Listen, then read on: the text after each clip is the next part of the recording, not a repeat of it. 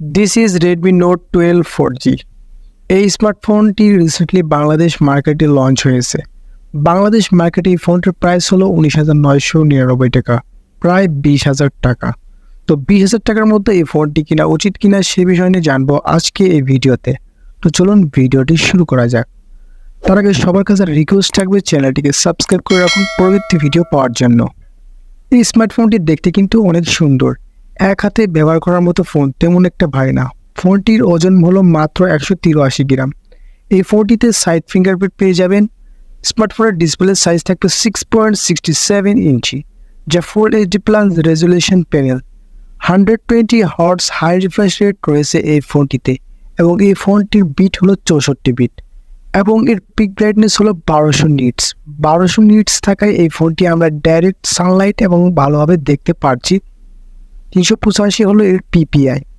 এই ডিসপ্লেটা ভালো লাগার কাতারে থাকবে, আমি শিওর। এটা যথেষ্ট কালারফুল, খুবই ভালো। আমি আশা করি ডিসপ্লেটি আপনার ভালো লাগবে।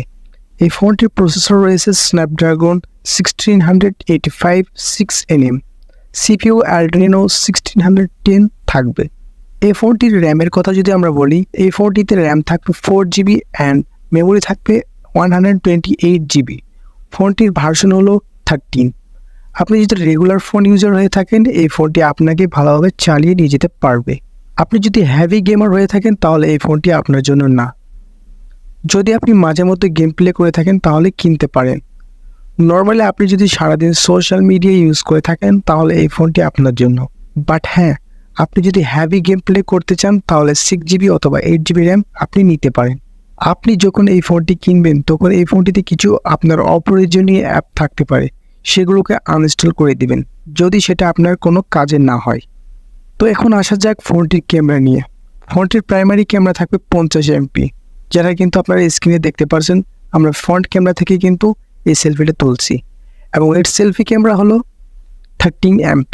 ক্যামেরাটা মোটামুটি এই বাজেটে কিন্তু ভালো আছে।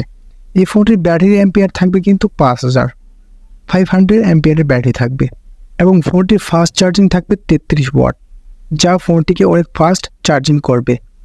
এবং এর ব্যাটারি ব্যাকআপ কিন্তু সারাদিন আপনি পেয়ে যাবেন। যদি আপনি হেভি গেম প্লে করে থাকেন তাহলে কিন্তু আপনি ওই সারাদিন পাবেন না, হয়তো একটু কম পাবেন আপনি ব্যাকআপ। আর যদি আপনি সোশ্যাল মিডিয়া কোনো ভিডিও ইউজ করে থাকেন, ভিডিও দেখে থাকেন, তাহলে আপনি সারাদিন ব্যাকআপ পেয়ে যাবেন। কিন্তু গেমের ক্ষেত্রে একটু ব্যাকআপ একটু কম পাবেন।